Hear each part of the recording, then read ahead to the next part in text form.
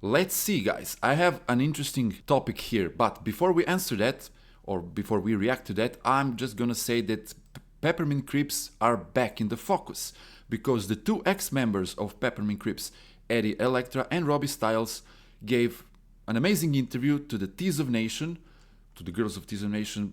Great job getting those two together to talk, and they talked about a lot of things, related to Peppermint Creeps, and they are both very active on TikTok, both Robbie Styles with his wife Emily and Eddie Electra.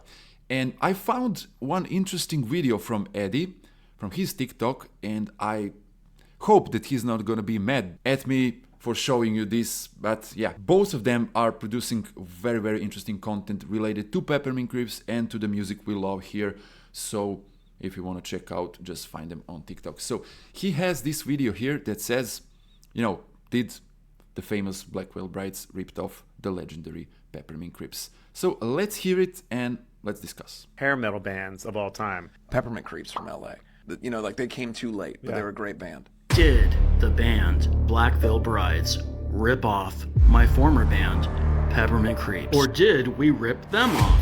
Stick around, the answer may shock you. Okay, I have to admit, I know this is rage bait. Of course. I do hear this from time to time. This is not a rage bait from my side, this is just a reaction to this interesting topic because I like both bands very much. So let's see. So let's just go with it.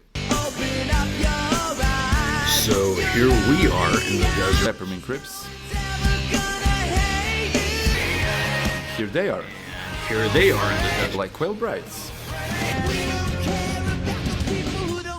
Now here we are in a junkyard. I love this word, man. And junkyard. Here they are in a junkyard. So what does it all mean? What does it all mean? Yeah, so this is what he is referring to, the two videos, Creeps and Brides. One for the song called Alive, Peppermint Creeps, and the other one for the song In the End, the probably most famous song of Blackwell Brides. And, both bands playing in the desert, both bands from LA, California, what are the chances that both of these bands are, having the videos in the desert, but the other one is from the Junkyard? I love that word, it's Junkyard Rock Stories, Junkyard. Do you guys know how and why is this all, named after Junkyard? I explained this a long time ago, so I'm not gonna do it again. So yeah, okay, let's hear it more. Let's see what else Eddie has to say. In this video. For starters, their former bass player Ashley Purdy was always around. In fact, after Peppermint Creeps broke up in 1999, this is before Tracy, Macy, Carrie, and I reformed the band in 2002. Macy and Carrie started a new band called Sick Six Crush. The lead singer Jay Fisher went on to form a Motley Crue tribute band, and Ashley Purdy later joined, and somehow Margie Desad from the band Revlon Red, who was also briefly a member of Peppermint. It's getting kind of confusing, but Peppermint Creeps, and sang on the original demo, whose bass player Billy Blade would actually go on to replace me after I quit, ended up fronting the Motley Crue tribute band with Ashley. Are you exhausted yet? So this guy Ashley, who was in Blackwell Brides, was, somehow connected to Peppermint Creeps, to Marky the Sad, in this Motley Crue tribute band. The original demo. And Marky the Sad is this guy here in the yellow. He was the, part of this was also legendary Peppermint Creeps lineup that I talked about this image with a friend a few days ago, and we came to the conclusion, first of all, this is Macy, the singer of Peppermint Creeps. This is Tracy, the founder and the guy, the late great Tracy Michaels. And then we have Carrie Ash, who was in the band. And this is Marky Desad from Revlon Red. And this photo, I told him this lineup is, famous only for this photo, because this is the legendary photo of Peppermint Creeps. But not only of the band, but of the genre, in general, this, bubble-glam, glam punk subgenre that we all love.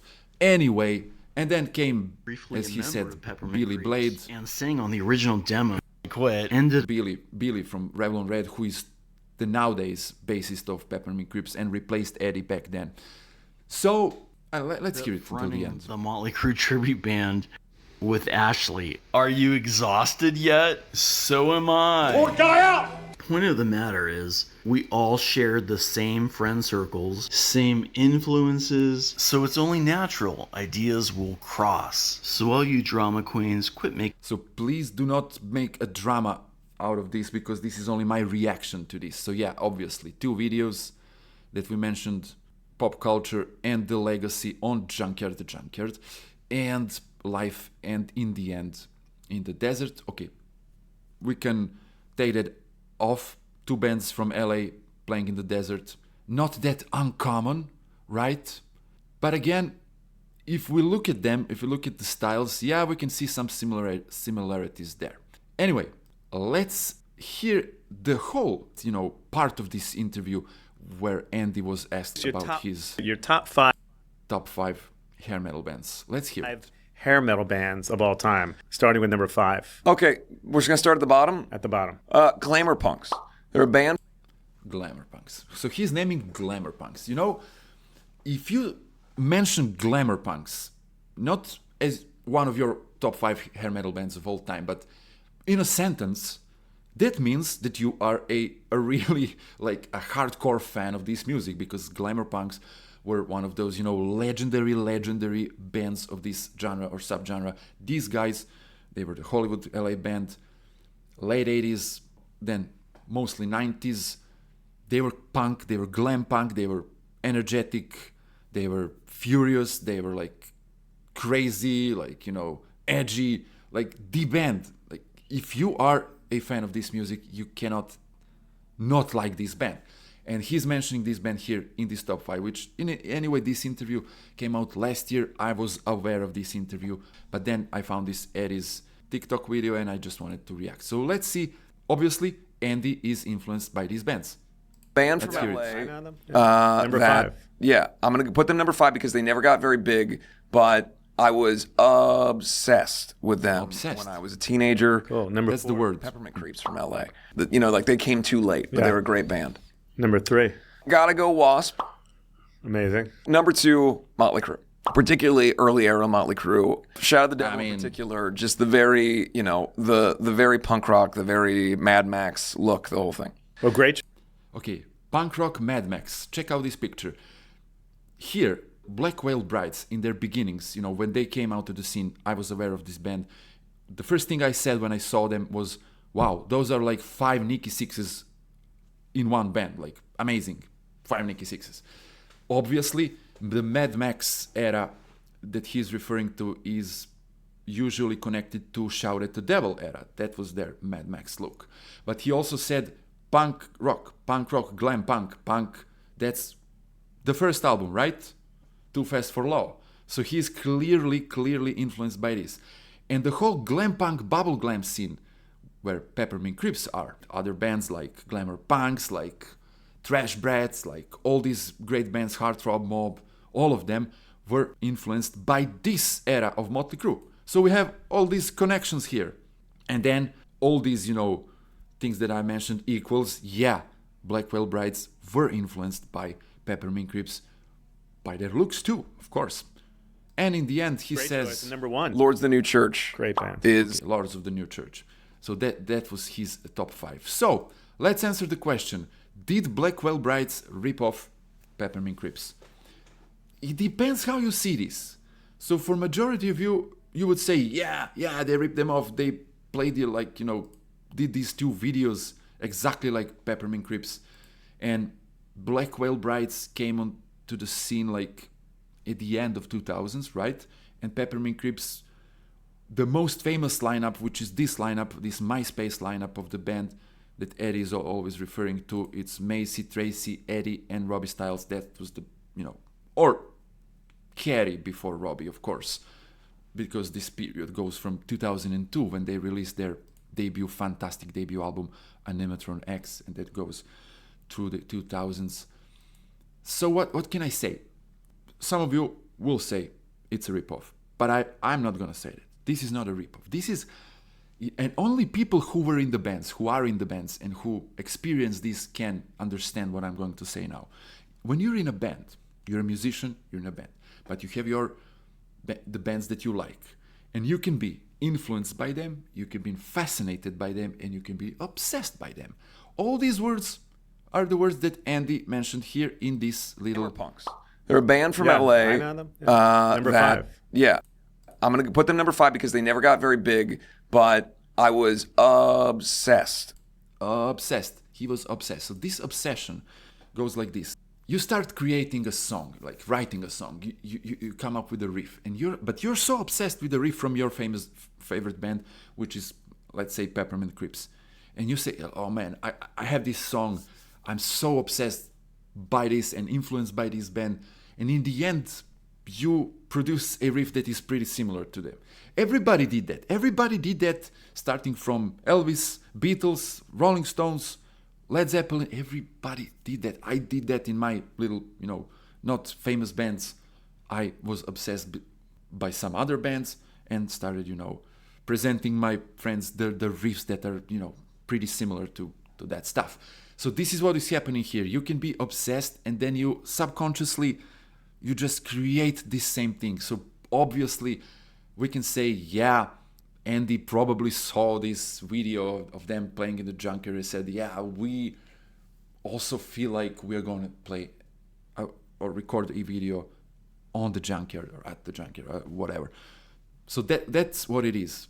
Don't count out that, please, because, and as I said, you can only understand this if you were a musician. For people that were not in the bands, they can see this as a ripoff, but if you understand that feeling when you're obsessed and fascinated by something, and that, transposes itself into your artistic expression, that's something else. And you can be influenced by someone's music, by someone's look. I mean, obviously, I talked about that. You can be fascinated and obsessed by someone's, other types of art, like poetry or whatever. So I think that's what happened there. So did Black Veil Brides were, ripping off Peppermint Creeps? No. But I think Andy's obsession and fascination with this band was obvious, because I think he's born in 1990, and basically he's from Cincinnati, right? From Ohio. And band started that, but he moved to LA in 2007. 2007, that's before Tracy Michaels died. Peppermint Creeps were at the top of the game. That's the time when I discovered them, 2005, 6, 7. They were, as I said, this famous MySpace lineup. I also discovered them on MySpace when they were, topping this. If you were on MySpace, you remember this glam metal, glam rock charts that MySpace had. And Peppermint Creeps, along with Crash Diet, Scarlet Rose, bands like that, were always at the top. That's how I discovered them and fell in love. But Andy moving there, being from US and moving to LA, he probably went and saw them on some gigs, probably in Cincinnati too before that, because Peppermint Creeps were touring, although they were not, I don't think they were signed, but they were the biggest underground band of that decade, I guess, and of that genre of music back then. So he obviously saw them, liked their videos, liked their style, liked their music, like everything, and was fascinated and obsessed by them. So the end result was this. So do I think it was a ripoff? No. And do you think it was a ripoff? Tell me in the comments. And, share, like, and subscribe. But first of all, tell me what do you think. And I'll see you next time, guys. Ciao, ciao.